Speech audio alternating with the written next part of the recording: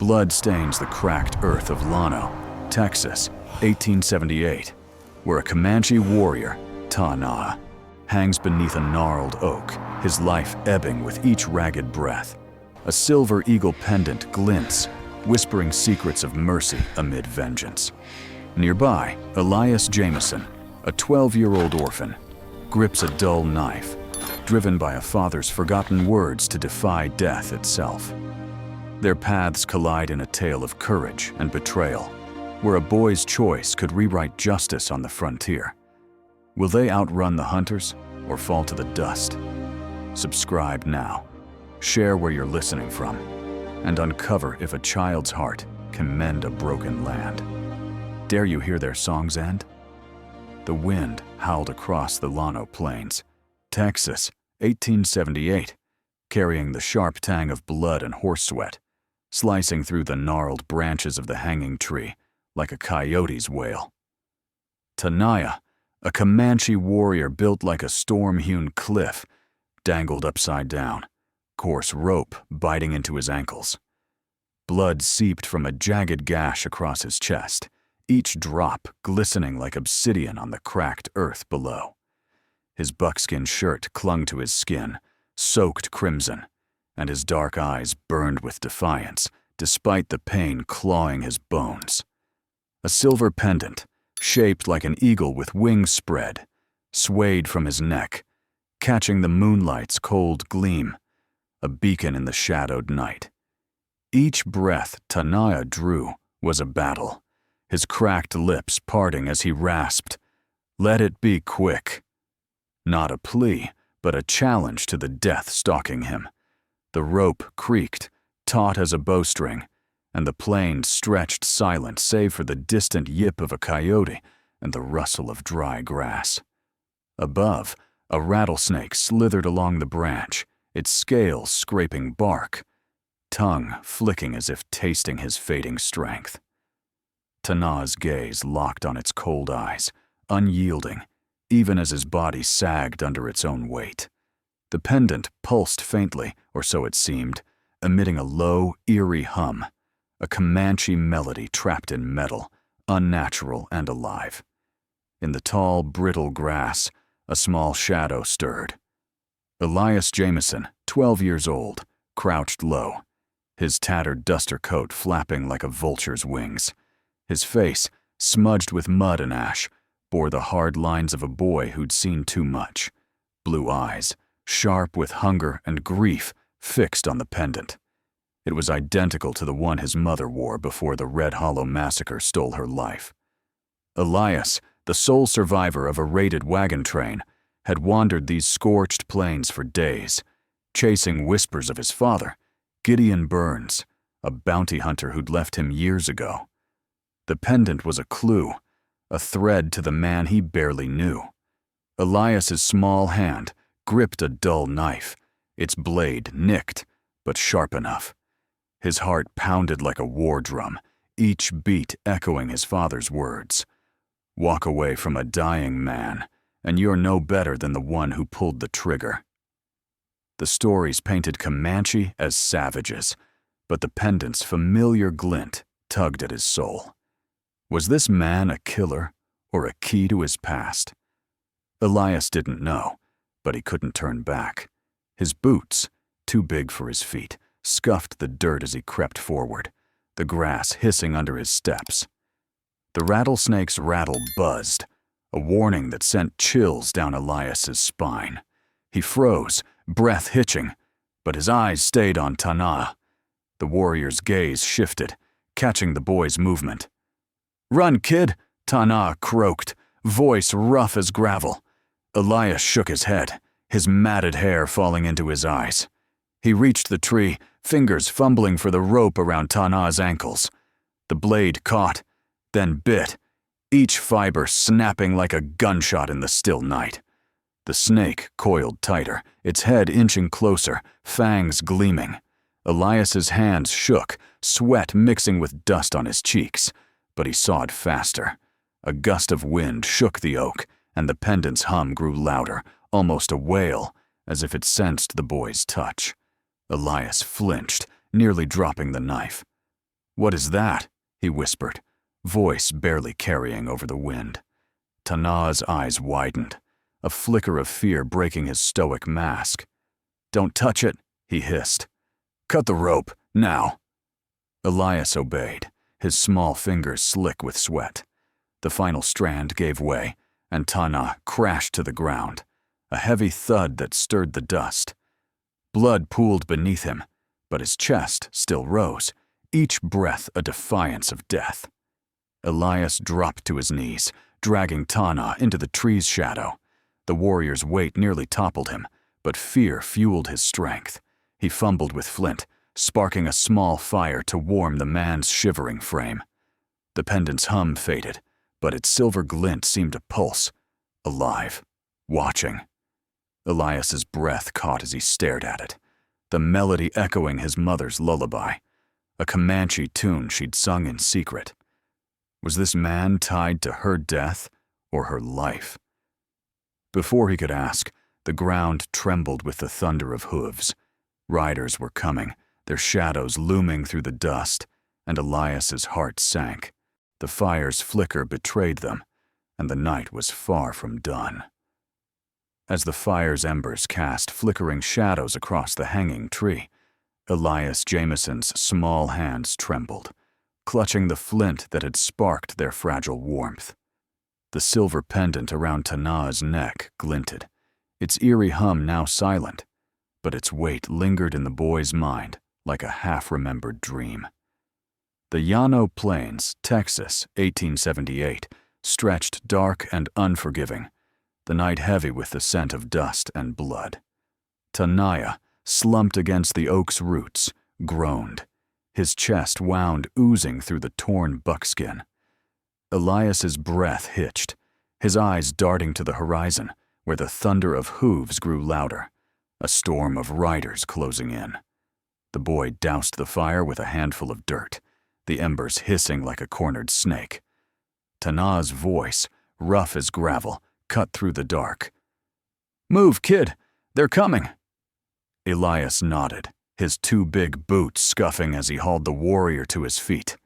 Tanaa's weight leaned heavy, nearly toppling the boy, but fear sharpened his resolve. They stumbled into the tall grass, the blade slicing at Elias's bare shins like tiny knives. The pendant swung, catching moonlight, and for a moment, Elias swore it pulsed again, as if whispering secrets of the Comanche plains. They reached a shallow gully, its walls jagged with red rock. Elias shoved Tanaa into the shadows, his heart pounding like a blacksmith's hammer. The hooves slowed, and voices carried on the wind, hard, cold, and edged with menace. Gideon Burns, Elias's father, led the trio, his duster coat flapping like a vulture's wings. "Tanaa's here," Gideon growled, his voice slicing through the night. "I smell his blood." Beside him, a scar-faced man. Cole, his name spat like a curse, scanned the darkness, his eyes glinting with a hunger that wasn't Gideon's. The third rider, a wiry youth named Pike, clutched a rifle, his fingers twitching. Elias crouched low, his breath shallow, the pendant's faint hum echoing in his ears, though he couldn't tell if it was real or his own fear. Tanaa's hand gripped his shoulder, steady despite the warrior's pain. "Stay still," he whispered, his voice a low rumble like distant thunder. Elias peered through the grass, catching Cole's gaze linger on their hiding spot. The man's scarred lip curled, not in triumph, but in something darker, as if he hunted more than just Tanaa. He said nothing to Gideon, urging his horse forward, and Elias's stomach twisted. Was Cole playing his own game? Gideon dismounted, his boots crunching gravel. "He's the last of Red Hollow's dogs," he said, spitting into the dirt. "Hang him high for the crows." Pike laughed, a sharp, hyena-like sound, but Cole's silence was louder, his eyes sweeping the gully like a wolf sniffing blood. Elias's fingers tightened on his knife, the blade's dull edge a poor shield against men with guns. Tanaa's breath rasped, but his eyes burned, tracking Cole's every move. "That one," he murmured to Elias. "He's no follower. Watch him." The boy's mind raced, the pendant's melody weaving through his thoughts, stirring memories of his mother's voice. She'd sung of Comanche riders under star-lit skies, her words a secret she'd never explained. Now, Tanah's tale of saving a white woman at Red Hollow gnawed at him. "Was it her?" Elias whispered. "You said you saved a woman. Was she?" His words cut off as Cole's horse snorted, close enough to smell its sweat. The scar-faced man leaned forward, his voice low, almost a hiss. "Something's out there, Gideon, something small." Elias froze, his pulse a war drum. Tanah's hand tightened, signaling silence. Gideon's lantern swept the gully, its light grazing the grass inches from their feet. "Find him," Gideon barked, oblivious to his son's presence. "Tanah, don't run far with a hole in him." Cole dismounted, his boots silent as a predator's paws, and drew a long knife, its edge catching the moonlight like ice. Elias's breath caught, realizing Cole wasn't just hunting Tanah. He was stalking them both, for reasons hidden in the scarred man's shadowed eyes. Tanah nudged Elias toward a narrow crevice in the gully's wall, barely wide enough for a boy. "Go," he rasped, blood flecking his lips. Elias hesitated, but the warrior's glare brooked no argument. The boy squeezed through, the rock scraping his skin, and pulled Tanah after him, the warrior's bulk barely fitting. The crevice led to a shallow cave, its air damp with the scent of earth. Outside, Cole's voice slithered. "They're close. I feel it." Elias's heart sank, but Tanah's hand steadied him, a silent vow between them. "If you're out there, riding with us through these frontier tales, keep them alive. Subscribe, and share where you're listening from. It's your spark that fuels this fire." The cave's darkness swallowed them, but Cole's shadow loomed at the crevice's mouth, his knife glinting. Tanah gripped a jagged rock, ready to fight, while Elias clutched his knife, the pendant's hum a faint echo in his mind. The night held its breath, and the hunters were closer than ever. The cave's damp air clung to Elias Jameson's skin as he crouched beside Tanah, the Comanche warrior's bloodied frame barely visible in the dark. The glint of Cole's knife lingered at the crevice's mouth, a sliver of moonlight betraying the scar-faced hunter's approach. Llano, Texas, 1878, held no mercy for the hunted, its plains a crucible of dust and vengeance. Elias's heart pounded, his dull knife trembling in his small hand, while Tanah's jagged rock gleamed with intent. But before Cole could close the gap, a low howl rose from the plains, a sandstorm brewing, its roar like the devil's own breath. The wind hit like a fist, caking the crevice with grit and forcing Cole to retreat, his curse swallowed by the gale. Elias seized the moment, pulling Tanah deeper into the cave, where the rock walls muffled the storm's rage. "We can't stay," Tanah rasped, his voice raw as the red earth outside. Blood seeped through his buckskin, but his eyes burned with a warrior's fire. Elias nodded, his two big boots scraping as they stumbled toward a narrow tunnel at the cave's rear. The pendant around Tanah's neck swung, its silver eagle catching faint light, its eerie hum drowned by the storm's wail. The tunnel opened into the red basin, a maze of jagged cliffs where the wind carved ghostly shapes in the sandstone. The storm's fury cloaked them, sand stinging Elias's face like a swarm of hornets.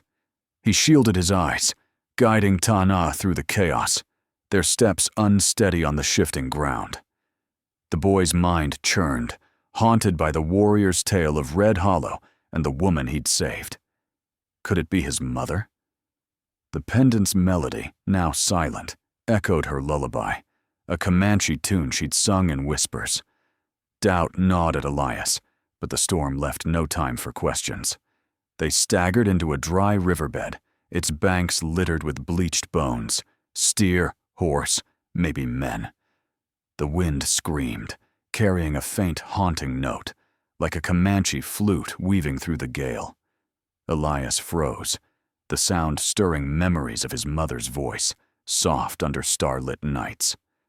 Tanah's hand gripped his arm, pulling him forward. "Keep moving, kid," he growled, his breath labored. But the storm's wrath turned cruel, driving them toward a crumbling ledge. The ground gave way, and they plummeted into a dry well, its wall smooth as a grave. Darkness swallowed them, the storm's howl muted above. Elias landed hard, his knees scraping stone, while Tanah hit the earth with a groan, fresh blood pooling beneath him. The air was thick with dust, choking their lungs. Elias's throat burned, thirst clawing like a wildcat. He fumbled for his knife, its dull edge useless against their plight. Tanah's hand found his, pressing a stone blade into the boy's palm. "Dig," he whispered, voice faint but unyielding. "Water lies beneath the earth's bones. A Comanche don't die where his ancestors walked."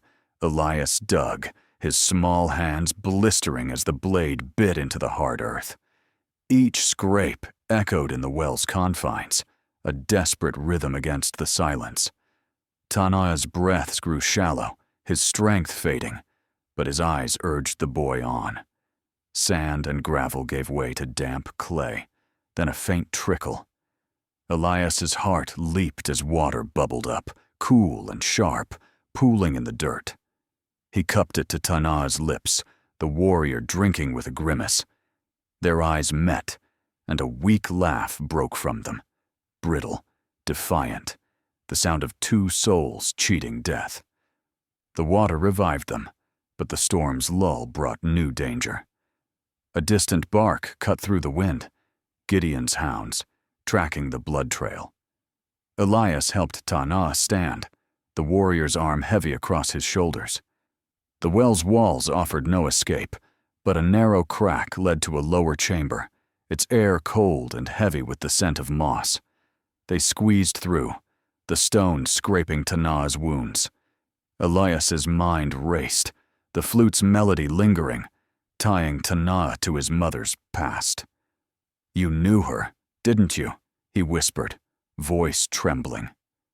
Tanah's gaze darkened, but before he could answer, a shadow moved above. Cole's voice slithered down, low and venomous. "You can't hide forever, boy." His scarred face appeared at the well's rim, rifle glinting. Elias's breath caught, realizing Cole wasn't just Gideon's man. He was a predator with his own quarry. Tanah pushed Elias behind him, gripping the stone blade. The chamber's shadows offered scant cover, and the hound's baying grew louder, joined by Gideon's shout. The Red Basin's cliffs loomed like silent judges, and Elias knew the fight was far from over. The Red Basin's cliffs stood like silent sentinels, their shadows swallowing Elias Jameson and Tanah as they crouched in the moss-scented chamber beneath the dry well. Cole's venomous words echoed from above, his rifle's glint a promise of death. Llano, Texas, 1878, was a land where mercy was as scarce as rain, and the hound's baying grew louder, joined by Gideon Burns' commanding shout. Elias clutched the stone blade Tanah had given him, its weight grounding his racing heart. The warrior's bloodied arm steadied him, but the chamber's walls offered no escape, only a fleeting pause before the hunters closed in. A torch's flicker breached the well's rim, casting jagged light across the stone. Elias's breath hitched as Cole's scarred face vanished, replaced by Gideon's silhouette, his duster coat flapping like a buzzard's wings. "Tanah!" Gideon roared, voice sharp as a whip crack. "You can't run forever!" Tanah's eyes narrowed, his grip tightening on the rock in his hand. Elias whispered, "He don't know I'm here," his voice barely a breath, the Comanche flute's melody still haunting his mind, tying Tanah to his mother's past. Before Tanah could reply, A rope slithered down the well, its end knotted and heavy with intent. Tana pushed Elias toward a shadowed alcove, his movement sluggish from blood loss. "Stay low," he hissed, positioning himself to block the entrance. Elias obeyed, his small frame pressed against the damp stone, the stone blade slick with sweat. The rope jerked, and Pike, the wiry youth, descended, his rifle slung across his back. His boots hit the chamber floor, kicking up dust, and his eyes gleamed with a predator's hunger. "Got you now," Pike sneered, raising his rifle. Tana lunged, slamming the rock into Pike's wrist, sending the weapon clattering. The youth howled, stumbling back, but his cry drew footsteps above. Gideon and Cole were coming. Elias's heart pounded like a stampede, his mind racing. The pendant around Tana's neck glinted, its silver eagle seeming to watch, its eerie hum faintly stirring again, as if urging action. Elias darted from the alcove, slashing at Pike's leg with the stone blade. Blood sprayed, and Pike collapsed, cursing. Tana grabbed the rifle, his wounded arm trembling but steady. "Up!" he barked, nodding toward the rope. Elias scrambled up, the coarse fibers burning his palms, Tana following despite the pain lancing his chest. They emerged into the storm's dying breath, the Red Basin's cliffs now bathed in the gray light of pre-dawn. Gideon stood on the well's rim, his revolver drawn, but his eyes widened as Elias's face caught the torchlight. "Elias?" he gasped, the weapon wavering. "My boy, you're alive?" The boy froze, his father's voice a stranger's, laced with shock and something softer. Grief. Tana staggered beside Elias, rifle raised, but his gaze locked on Gideon, reading the man's turmoil. Cole, lingering at the edge, watched with a vulture's patience, his scarred lip curling. Elias's voice broke the silence, raw and sharp. "Why are you hunting him, Pa? He saved Ma at Red Hollow, not killed her." The truth struck Gideon like a bullet. His face crumpled, the revolver dropping to his side. "No," he whispered. "Tana burned Red Hollow. He took her." Elias stepped forward, the stone blade still in hand, his eyes blazing. "He saved her and her child. She gave him that pendant." He pointed to the silver eagle, its hum now a faint echo in the wind. Gideon's gaze followed, recognition flickering, then shattering. "Her lullaby," he murmured, voice breaking. "She sang it for you." Cole's laugh cut through, cold and hollow. "Touching, but it doesn't change anything." He raised his rifle, aiming at Tana, but his eyes flicked to Elias, a glint of malice betraying his true target. Before Gideon could react, a shot rang out, not from Cole, but from Pike, who dragged himself up the rope, blood dripping from his leg. The bullet grazed Gideon's shoulder, spinning him into the dirt. Elias screamed, lunging toward his father, but Tana yanked him back, shielding him as Cole fired. The shot missed, splintering rock, but Pike's second bullet found Gideon's chest. Gideon collapsed, blood pooling like ink on the red earth. Elias fell to his knees, grasping his father's hand. "Don't live like me," Gideon gasped, his eyes locked on his son. "Your justice, not the guns." Tana knelt beside them, his own wounds forgotten, and pressed Gideon's hand to Elias's. "Your boy carries her song," he said, voice low as the plains wind. "And mine." Gideon's breath stilled, his eyes fixed on the dawn's first light. Cole vanished into the shadows, his retreat silent, while Pike slumped, spent. The Red Basin held its breath, the pendant's hum fading, but the fight wasn't over. Cole's shadow still hunted. Dawn broke over the Red Basin, its first rays painting the cliffs in streaks of ash and gold, but the air hung heavy with the scent of blood and dust. Elias Jameson knelt beside his father's still form, Gideon Burns's lifeless hand, cold in his own. Tanaya, blood seeping through his buckskin, stood guard, his stone blade glinting in the pale light. Llano, Texas, 1878, was a land where death carved its mark deep, and Cole's shadow lingered somewhere beyond the rocks, a vulture waiting for its moment. The pendant around Tana's neck swayed, its silver eagle silent now, yet its weight anchored Elias to a truth he could barely grasp. His mother's song, woven into a Comanche warrior's vow. Elias's eyes burned, not with tears, but with a fire kindled by his father's final words. He rose, the stone blade heavy in his hand, and scanned the horizon. Pike, the wiry youth, lay slumped against the well's rim, his leg wound staunched, but his fight gone. Cole, however, had vanished into the dawn's haze, his absence more menacing than his presence. Tana's voice, low as a desert wind, broke the silence. "He'll come for us, kid. Men like him don't stop." Elias nodded, his jaw set like flint. The red basin offered no refuge, only a path back to the hanging tree where this began. They moved, Tanaya's steps faltering but resolute, Elias guiding him through the cliff's maze. The boy's two big boots crunched on gravel, each step a defiance of the grief clawing his chest. The pendant's melody, though silent, echoed in his mind, tying him to a mother he'd lost and a warrior he'd saved. They reached a dry creek bed, its banks strewn with mesquite and bones, where the wind carried a faint Comanche flute's note, haunting, like a ghost calling them home.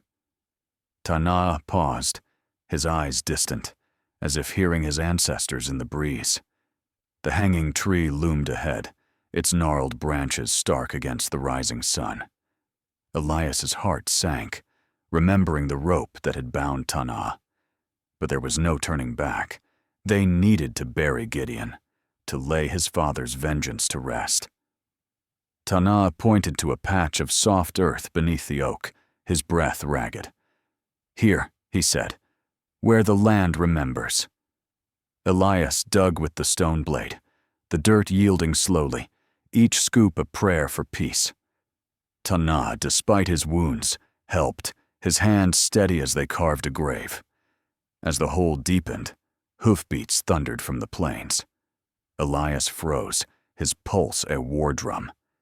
Cole emerged from a dust cloud, alone, his rifle slung low, his scarred face twisted with a hunger that chilled the boy's blood.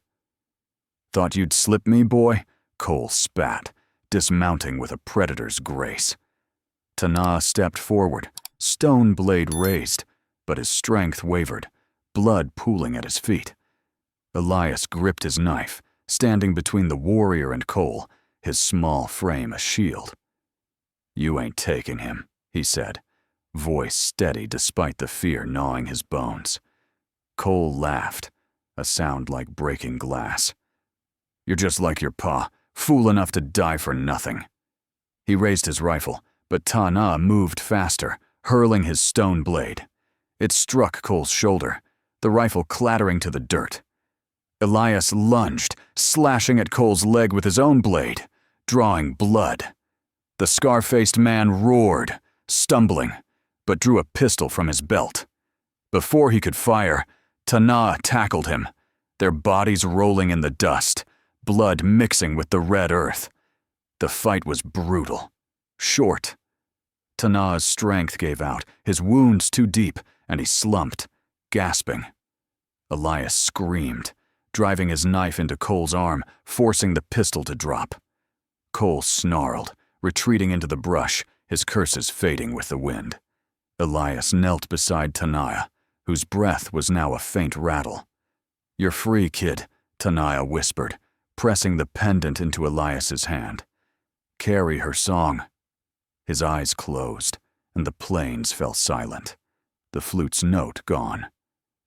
Elias buried them both, Gideon and Tana, side by side under the hanging tree, their graves marked by the stone blade driven into the earth.